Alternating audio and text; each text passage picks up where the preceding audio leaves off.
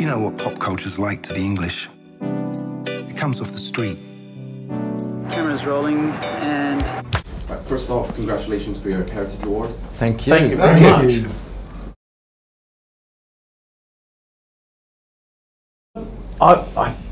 You always want to be famous, you always want to take over the world and everything. Did I think we'd have a plaque on the wall in Covent Garden outside the Blitz Club?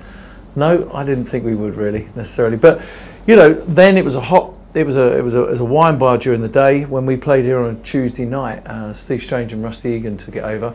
It was a hot, sweaty club, and we played here to the glitterati of London. You know, 250 people. You can imagine it downstairs. We're still happy to be making music, I think. We loved making music when we were kids, and we're enjoying making music when we're older guys. Yeah, I don't think we quite would have seen the way the story would have panned itself out back in 1980. You know, we definitely wanted to go on to succeed, as did everyone else in this club at that time. You know, they were all young kids here, all with various ambitions in different mediums, and most of whom went on and were successful, and changed the 80s and made the decade. You know, we didn't know our story was going to be, you know, not after, you know, after the success, the big fall, you know, the big bust up, you know, because we were such strong friends, and this is what the film's really about. It's about friendships, about relationships, and it's really about more than just Spandau Ballet. I think it's a much more of a personal story. Yeah. We don't talk about other artists. No. I didn't know there were other artists.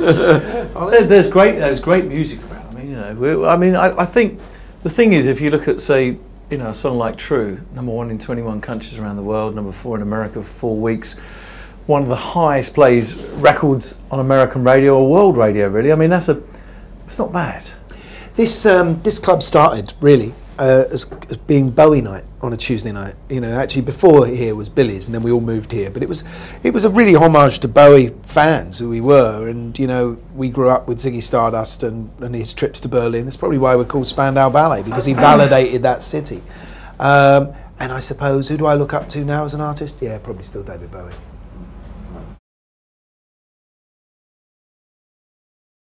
No, you can never say you've made it. It's a continuum.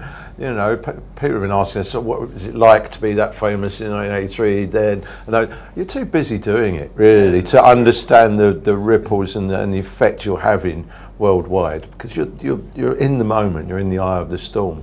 And I think it's only as it recedes into the past you can actually realise your achievements. I mean, besides the film, we've now also got a greatest hits album coming out, and we thought, well, as opposed to just repackage the greatest hits, we'll deliver some new tunes as well. So we've got 3 new tunes, and they came together like that, and we realised that the band is still kind of firing. We're very creative, and there's a new album at some point when we get time to do it, to record a new album. You're only as good as your last record, your last gig. You know, really, you can't sit here and, oh, we used to be great. We want to be great now and tomorrow and beyond. But we're looking forward to our next gig, because that's going to be in front of the most people I think we've played in front of since Live Aid, because we're playing at the Albert Hall. The film's being shown.